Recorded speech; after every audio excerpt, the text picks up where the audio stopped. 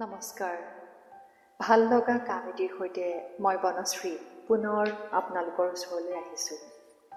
এগৰাকী অনামী কবি জীৱন বৰ অনুপমৰ এটি কবিতা পাঠ কৰিবলৈ লৈছোঁ। কিবা ভুল হ'লে ক্ষমা কৰিব। এটা সাধু কওঁ শুনিবা। সেয়া মোৰ উপজাৰ 11 দিনৰ কথা।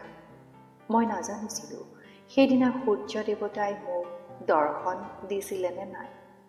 আয়ে মাথো কৈছিল সাধুজনী আয়তীৰ সৈতে মোক চোৱা লগা বিচনাৰ পৰা প্ৰথমবাৰৰ বাবে বাহিৰলৈ উলিয়াই আনোতে মই হিয়া ধাকুৰি কন্দাৰ কথা।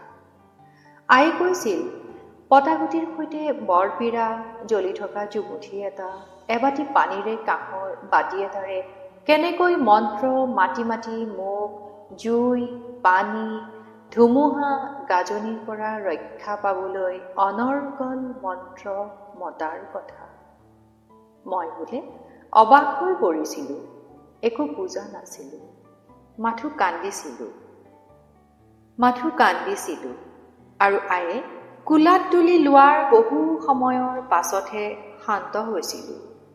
লাহে লাহে সময় আগবাঢ়ি জীৱনে 30টা বসন্ত গৰকিলেহি। এতিয়া ভাবোঁ মই বাৰু কিয় ইমান কান্দিছিলোঁ আই? মোৰ কণমানি নিষ্পাপ মগজুৱে তেতিয়াই জানিছিল নেকি মোৰ অভিশপ্ত অনাগত ভৱিষ্যতৰ ভয়ংকৰ দিনবোৰৰ কথা? কাৰণ সেই যে চিনাকি কৰি দিছিলা জুই পানী আৰু শিল বৰষুণৰ সৈতে, সিহঁতে আজিও দেখোন মোৰ লগেই এৰিব নোখোজে। তুমি জ্বলোৱা জুমুঠিৰ জুই ধোঁৱাতকৈ জীৱনৰ অকোৱা পকোৱা পথৰ ক'লা ধোঁৱাই মোৰ সমগ্ৰ জীৱনেই দেখোন চানি ধৰিছে। মানৱতাহীন মানৱ আৰু স্বাৰ্থপৰতাই আকাশ আৰু সূৰ্যৰ সত্যতাকো দেখোন ঢাকিব বিচাৰিছে। মোৰ বাবে বেলেগ একো মন্ত্ৰ নাছিলে ন অ আই? কংক্ৰিটৰ অৰণ্যত ৰঙা নীলা বহু চিলা উৰুৱালো আই।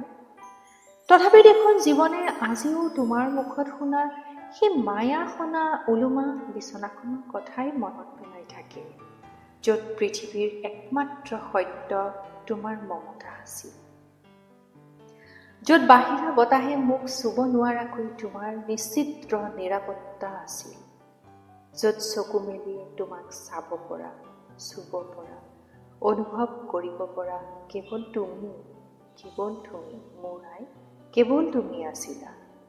কিয় চিনাকি কৰিলা মোক বাহিৰৰ পৃথিৱীখনৰ সৈতে? তাতোতকৈ যদি আজিৰ পৃথিৱীখনে কৰাৰ দৰে সাধু এটা কম বুলি মোক মিছাতে শুৱাই থলাহেঁতেন